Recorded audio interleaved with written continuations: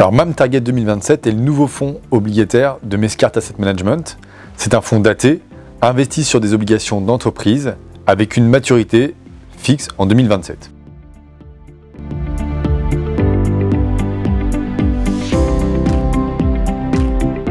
Alors l'obligataire aujourd'hui dispose de nombreux atouts pour les investisseurs. Nous avons connu une période de taux négatifs durant de nombreuses années. Aujourd'hui, sur l'investment grade, nous avons entre 3 et 5% de rendement suite à la hausse des taux. Et sur le haut rendement, nous atteignons des taux autour de 8%. Alors certes, les banques centrales vont continuer leur politique monétaire en augmentant les taux directeurs, mais les marchés obligataires ont déjà anticipé ces hausses de taux. Et les rendements des obligations d'entreprise intègrent déjà ce scénario et ce nouvel environnement. En revanche, dans ce nouvel environnement incertain, les investisseurs recherchent logiquement des solutions d'investissement avec une très bonne visibilité, notamment sur le potentiel de rendement, et c'est tout l'intérêt d'un fonds daté. Nous investissons sur des obligations de maturité moyenne 2027.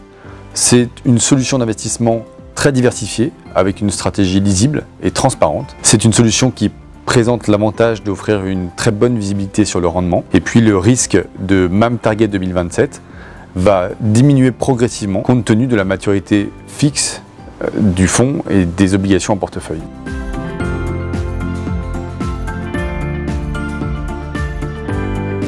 Ce fonds MAM Target 2027 est investi à 100% en obligations d'entreprise et principalement des obligations d'émetteurs à haut rendement. Ce sont également des obligations en euros exclusivement, et donc le fonds ne présente pas de risque de change. La maturité moyenne du fonds est de 4,5 années aujourd'hui, et c'est une maturité moyenne qui sera amenée à diminuer, tout comme sa sensibilité, aujourd'hui de 3,90 environ, une sensibilité au taux d'intérêt qui est donc modérée aujourd'hui dans un contexte de hausse des taux.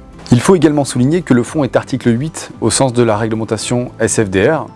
Il intègre donc des critères ESG dans sa gestion et nous nous appuyons par exemple sur notre équipe d'analystes ISR pour exclure les émetteurs qui présentent un risque de controverse élevé.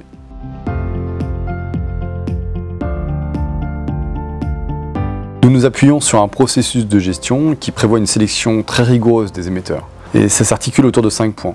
Ce sont des émetteurs qui ont une longue expérience sur les marchés obligataires. Ce sont principalement des émetteurs qui sont relativement peu sensibles au cycle économique. Des émetteurs qui également, dans cet environnement inflationniste, disposent d'un véritable pricing power qui vont leur permettre de répercuter les hausses des coûts sur le client final.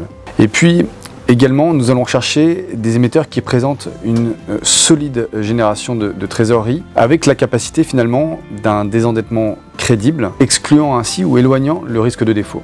Ce qui fait que nous avons construit un portefeuille aujourd'hui très diversifié avec 90 émetteurs, donc en moyenne, une position représente 1,10% du portefeuille.